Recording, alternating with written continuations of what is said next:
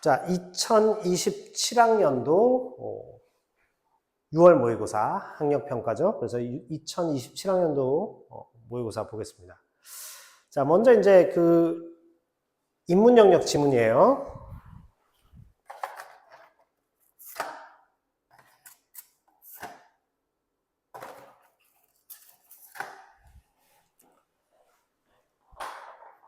자, 우리 비문학 지문은 항상 설명드리지만 글의 전체의 흐름을 좀 잘 봐야 됩니다. 흐름.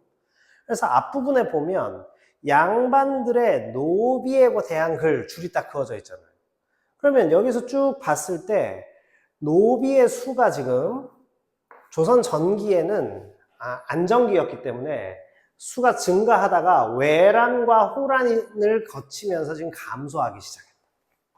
자, 이 감소 추세를 거치면서 양인과 노비의 신분 격차 줄어들었으니까 신분제 변화가 왔다. 이 정도로 이해하면 됩니다. 그러면 신분 제도의 의식이 외란과 호란, 즉 전란을 거치면서 조선사회에 여러 가지 의식적인 변화가 나타났다. 자, 그래서 노비에 대한 인식 변화도 나타났다. 자, 그러면 양반들의 노비에 대한 글이 뭔지 이제 우리가 좀 살펴봐야겠죠? 아이고, 이게 준비가 안 되어 있었네.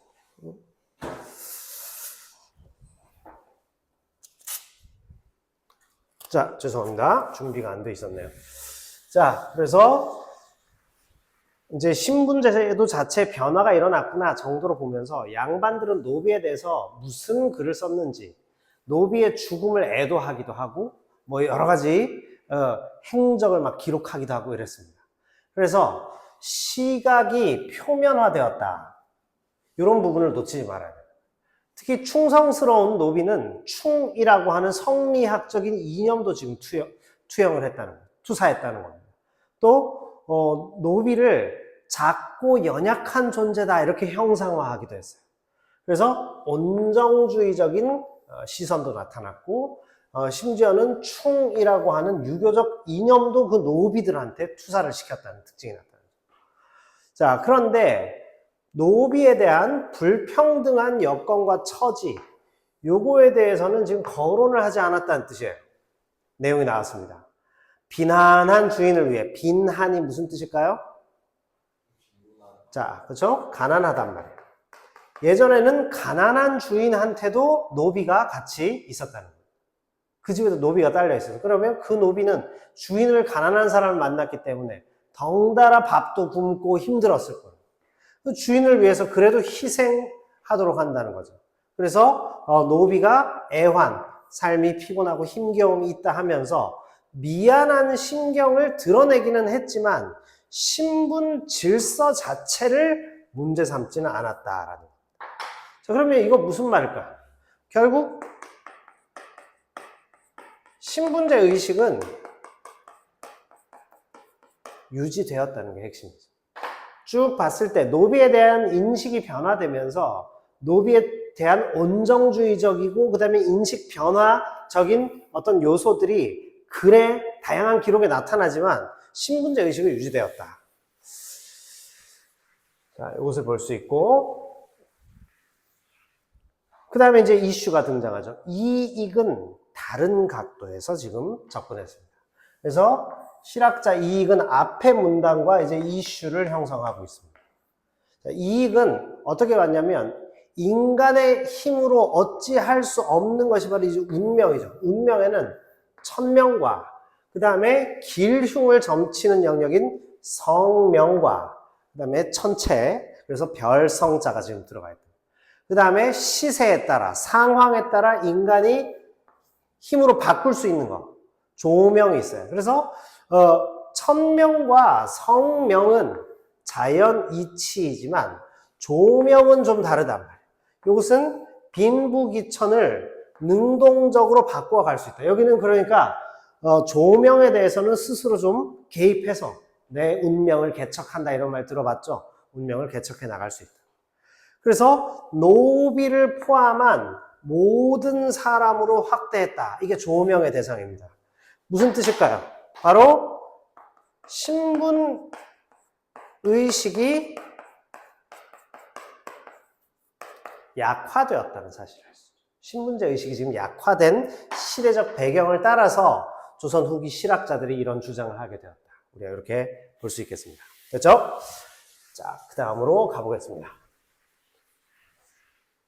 자, 그러면 이 이익은 뭐라고 했냐면, 전 구성이 각자의 노력으로 운명을 변화시킬 수 있다, 있었다, 이렇게 봤죠. 그래서 신부는 세습이 아니라, 신부는 어떻게, 결정될 수 있냐면, 재주와 덕행. 그러니까 개인이 얼마든지 노력해서 신분을 바꿔나갈 수 있어야 하지 않을까? 이렇게 봤다는 거죠. 노비의 매매와 세습을 금지해라. 그러니까 일종의 인권의식이 조금 발달했다는 사실을 알 수 있죠. 발달했다기보다 발전해 나갔다는 사실을 알 수 있겠죠. 그래서 노비를 점차 사라져야 할 대상으로 지금 봤다. 그래서 양반 중심 사회에서 벗어나서 모두에게 기회를 개방하자. 이런 얘기로까지, 주장으로까지 굉장히 진보적인 의식이 지금 나타났다. 이런 사실을 알 수 있죠. 자, 그래서 인간 삶의 변화는 각자. 그러면 국가는 어떻게 해야 되느냐? 국가는 최소한의 기반을 보장. 뭐에 대해서? 조명이 가능한 요소에 대해서는 좀 개입해서, 그러니까 근대 국가 의식에 좀 더 가까워졌다. 이러면서 우리가 엿볼 수 있는 거예요. 그렇죠? 자, 여기까지가 이제, 그러니까 결국은 이런 지문이 뭐 수능 특강 수능 완성에서 연계되든 연계되지 않든 수능 국어의 시스템 딱 하나란 말이에요. 어쨌든 이 글도 원전이 있을 겁니다. 그죠? 그거를 가져와서 줄이고 다듬어서 이렇게 뼈대만 만들어 놓은 글이기 때문에 구조 분석을 해 들어가야 돼요. 자, 제시문 나옵니다. 6.1주는 뭐라고 했느냐면 근대 국민국가 달성을 위해서 필요한 존재가 민이었다 이렇게 했어요. 이무군란 이후에 개화기죠. 19세기 말. 자, 그래서 민권에 대한 논의가 구체화된 것은 19세기 말에 들어서 개화 시대인데, 이때 급진개화파가 사회개혁의 핵심 중에 하나예요. 그러니까 사회개혁의 핵심이 뭐냐면 민권, 국민의 권익을 신장시켜야 된다. 여기에 지금 봤다는 거예요. 그래서 6.1주는 뭐라고 했냐면 민이 중요하다 했어요. 천부인권도 얘기했고 또 인위적 권리도 얘기했고, 그래서 두 권리를 실질적으로 보장해 주는 게 필요하다라고 지금 얘기하고 있죠. 그러면 보장하기 위해서는 근대적인 법률의 제정과 시행까지 얘기했습니다. 자, 그래서 역설했다 이 말은 힘주어 강조했다 뭐 이런 뜻이겠죠. 그런데 민이라는 것은 좀 무지한 존재이기 때문에 교육을 안 받으면 사회 혼란을 초래할 수 있는 문제다. 따라서 교육을 받아야 된다 이렇게 봤다. 자, 박영효는 민권이 보장되지 않으면, 자, 두 번째 박영효가 나왔죠. 그죠? 박영효는 뭐라고 했냐면 민권이 결국 국권을 담보한다, 지지할 수 있다, 국권의 바탕이 된다 했어요. 그래서 민의 자유와 권리를 어떻게 보장하냐? 법을 통해서. 굉장히 좀 근대적인 의식이 지금 나타나고 있다는 사실을 알 수 있습니다. 그래서 법을 지킬 때만 보호할 수 있다. 뭐 이 정도로까지 지금 얘기를 했어요. 그러니까 조선시대의 초기와 중기를 거쳐서 전란 이후에 후기 사회까지 거쳐서 말기에 오니까, 구한 말에 오니까 굉장히 근대적으로 지금 의식이 바뀌었다는 걸 우리가 엿볼 수 있죠.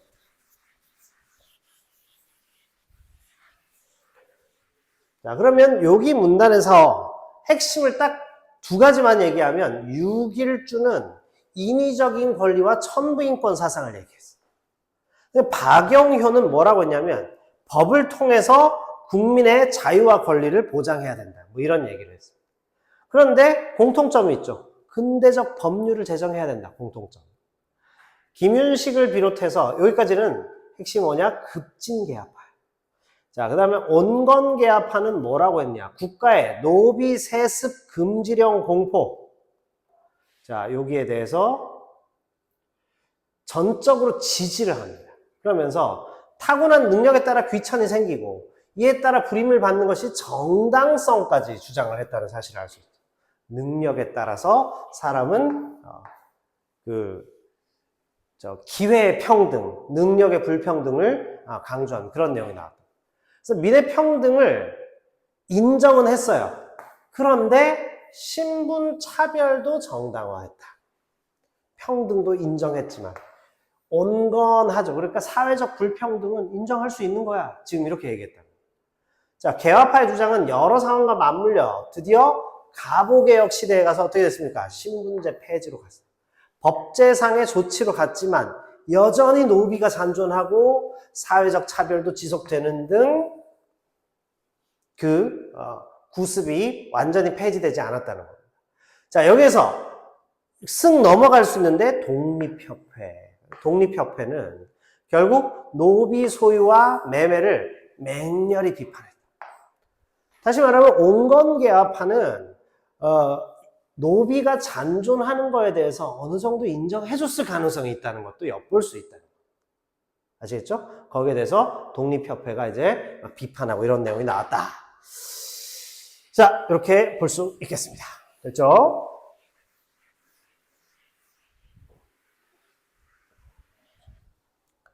자, 그 다음 넘어갑니다. 일제강점기에도 신분차별에 대해서 인권 존중을 요구하는 형평운동이 전개된 얘기가 나옵니다. 1924년에 보면 경남 진주에서 형평사 이런 것이 조직됐어요. 그래서 경제적 부를 쌓은 백정들과 사회운동가들이 결국 결합해서 이 문단 보니까 결국 누구죠? 백정들. 노비하고 거의 같은 취급을 받은, 노비는 아니지만 천민 취급을 받았던 사람들. 자, 이 백정들의 인권을 존중해달라 요구했다는 거예요. 자, 그래서 대중들이 심지어 호응을 해줬어요. 그런데도 불구하고 여기 보면 이제 전체적으로 인권 운동에다가 공동체 운동이고, 그래서 소양을 갖춰야 된다 해서 교육 활동 이런 것까지 가면서 이제 한국인들이 조선인들을 구한 말, 그러니까 이제 한국인들이죠. 한국인들이 근대 혹은 현대 시민, 민권 혹은 인권 의식에 눈을 뜨기 시작했다라는 사실을 알 수 있겠습니다. 우리가 어떤 강의를 듣는다든지 아니면 유튜브나 TV나 혹은 진짜 강연회에 참여해서 어떤 사람이 쭉 설명하는 그 강연이 있잖아요. 그게 지금 글로 들어가 있는 거예요. 그러니까 이 글을 막 분석하고 연구하듯이 읽으면 안 되고 그 흐름을 파악해서 핵심을 잘 이해하는 게 필요하다는 거예요. 아시겠죠? 이렇게 유추해 볼 수도 있습니다. 자, 그러나 이것은 결국 일제 억압이라든지 내부 분열과 갈등 등을 거치면서 위축되었고, 결국 형평사는 대동사가 되면서 운동 본래의 성격을 잃었습니다. 그러니까 이것은 이제 단점이었지. 그러나 이후의 인권 운동에도 영향을 주었다라는 사실도 우리가 판단할 수 있어요. 자, 그러면 제시문 나를 바탕으로 7번 문제를 보겠습니다. 실점하신 문제니까 같이 가볼게요. 자, 그리고 또 7번 문제 나름대로 꽤 중요합니다. 나의 형평운동에 대한 이해로 가장 적절한 것은 이랬습니다. 자, 1번 형평사를 중심으로 개인의 소양에 따라 사회적 대우가 달라지는 부당함. 아니지, 사회적으로 대우를 받으려면 소양을 쌓아야 된다. 이렇게 얘기했지 그 부당함에 대한 비판이라고는 볼 수 없다. 나머지 자세한 건 또 정답 해설지를 통해서 찾아보시면 됩니다. 자, 5번을 하셨는데 5번 한번 가볼게요. 일제의 억압으로 발생한 불합리한 처우를 개선하기 위해 사회운동, 자, 일제 억압으로 발생한, 이게 아니죠. 이 형평운동은 뭐라 했어요? 백정들 얘기했죠. 그죠? 실수했잖아요. 등급 하나를 놓치게 되는 거. 아시겠죠? 이게 실제로 아직 확정 등급이 안 나왔기 때문에. 이렇게 되면 2등급, 3등급, 이 문제가 벌어진다고. 굉장히 살떨리는 시험이라고 볼 수 있습니다. 그죠? 왜 이걸 틀렸어? 형평 문제는 백정들의 인권을 보장해달라. 그 형평사 조직해가지고 백정 얘기하죠. 백정을 놓쳤단 말이에요. 읽을 때 정확하게 읽어야 돼요. 그래서. 자, 다음에 가나를 바탕으로 보기를 이해했습니다. 자, 보기를 잘 봐야겠죠. 서양의 고대 사상가들은 노예제, 그러니까 우리나라 노비하고 지금 같은 얘기입니다. 노예제의 정당성을 지금 인정했어요. 자, 아리스토텔레스는 본래부터 심사숙고 능력이 없는 노예는 시민과 철저하게 구별해서 정치에서 배제시킨 겁니다. 자, 그런데 계몽주의 시대 이후 사회의 공리를 극대화하지 않는 모든 제도와 법률의 근본 개혁을 촉구하며, 그러니까 공리, 그래서 퍼블릭 이 자체에 대한 개념이 나타나기 시작합니다. 이게 계몽주의 시대죠. 그러니까 적어도 한 16, 17세기를 거쳐서 18, 19세기에 가면 이제 계몽주의가 굉장히 불을 붙어가지고 시민혁명까지 나타났습니다. 근데 이게 너무 극대화되고 치열해지면서 공리주의라는 것과 딱 결합하니까 제국주의 전쟁까지 막 나가는 유럽의 또 발전사가 참 재밌죠. 자, 그래서 이 공리를 극대화하지 않는 모든 것을 개혁해라 이렇게 촉구하면서 개혁을 촉구하는 것이죠. 그래서 노예를 해방하자 이런 얘기가 나왔습니다. 유럽 각국의 식민 지배에 따라 노예를 사고 파는 노예무역이 지금 나타났죠. 자, 그러다 보니까 노예들의 빼앗긴 자유를 회복시키는 노예 해방론이 또 제기됐어요. 자, 노예제 하에 스스로의 노력으로 노예에서 해방되어 문학적 성취를 이룬 노예 작가들이 있습니다. 노예 출신 작가들이 있습니다. 자, 이 사람들은 결국 사회에서 막 도와주지 않으니까 스스로 지금 노력을 했구나. 이게 우리 가나에서 보면 그 이익이 얘기한 부분에서 조명 있죠. 스스로의 노력으로 운명을 바꿀 수 있다. 그지? 또 노력을 통해서 나에서도 보면 노력을 통해서 바꿔 나갈 수 있다. 스스로의 노력으로 얼마든지 근데 그런 사회적 불평등, 소양을 쌓으면 그 능력에 따라 대우받을 수 있지만 사회적 불평등은 어쩔 수 없는 거지. 이렇게 얘기한 거죠. 누구예요? 김윤식 같은 이 온건 계아파들이 그렇게 얘기했다. 본문에 나와 있었다. 자, 그래서 여기서 한 가지 팁을 더 드리자면 결국 제시문을 읽을 때 90% 이상 머릿속에 들어와야 돼요.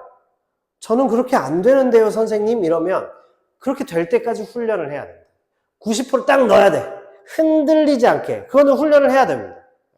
어차피 영어 수학이 아니니까 해석할 필요는 없잖아요. 그러면 90% 이상의 내용을 머릿속에 싹 담아버리는 읽기 훈련 얼마든지 하실 수 있습니다. 자, 그래서 노예 출신 작가들은 왜 노예를 차별하냐? 차별할 이유가 없다. 지금 이렇게 얘기했죠. 여기에 대해서 적절하지 않은 것을 고르는 문제입니다. 그죠? 적절하지 않은 게 뭔지 한번 보겠습니다. 자, 8번에 지금 2번을 하셨는데, 자, 8번 2번부터 먼저 읽어볼게요. 보기의 사회 공리를 극대화하지 않은 법률의 근본 개혁을 촉구한 주장.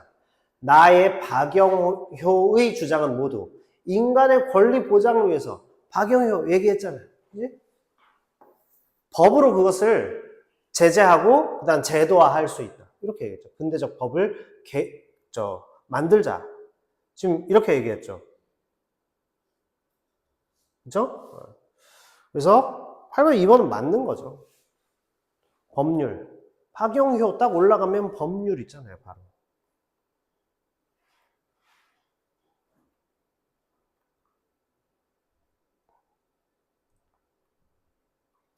박영효. 국권이 위태롭다. 그래서 법을 통해서만 존재 가능하다. 바로 나왔죠. 그치? 법을 지킬 때 우리가 그걸 보호해 줄 수 있다. 지금 이렇게 얘기했지 않습니까? 그죠? 자, 그래서 2번은 맞다. 자, 1번 보시면 노예를 정치에서 배제해야 된다. 아리스토텔레스 주장, 그리고 나의 김윤식의 주장 모두 인간의 타고난 능력의 차이를 인정했다. 맞죠? 인간은 타고난 능력, 김윤식이 뭐라고 얘기했어? 타고난 능력, 소양의 차이에 따라서 불평등 있을 수 있다. 지금 이렇게 얘기했죠. 자, 식민 지배에 따른 노예무역의 대상이었던 노예와 가해, 조선시대 노비는 모두 소유주의 뜻에 따라 매매의 대상이었다. 매매 대상이죠. 자, 4번. 보기의 노예들이 빼앗긴 자유를 회복시키자는 주장. 나의 독립협회 주장은 모든 사람에게 자유가 인정돼야 된다. 독립협회도 신문제. 노비가 왜 계속 남아있어야 되느냐. 철폐해야 돼. 법적으로 금지해서 노비 소유하고 있는 사람은 제재해야 돼. 지금 이렇게 얘기한 것이죠. 자, 5번 보겠습니다. 보기의 노예제에 반대하는 목소리를 높인 노예 출신 작가의 성취와 가의 이익의 주장은 모두 사회제도의 변화를 위한 능동적 행위의 당위성과 결부된 것이다. 그랬습니다. 자, 이 5번이 좀 까다로워요. 선생님이 봤을 때. 말 자체도 어려워. 노예제에 반대하는 목소리를 높인 노예 출신 작가의 성취, 그리고 가의 이익의 주장은 모두 사회제도의 변화를 위한 능동적 행위의 당위성이라고 했는데, 자, 사회제도의 변화를 위한 게 아니라 이익은 뭐라고 했지?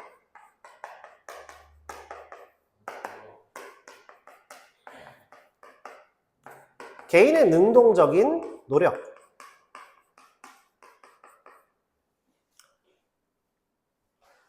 개인의 능동적 노력을 얘기했고, 자, 그 다음에 이 노예 출신 작가들의 특징은 뭐냐 하면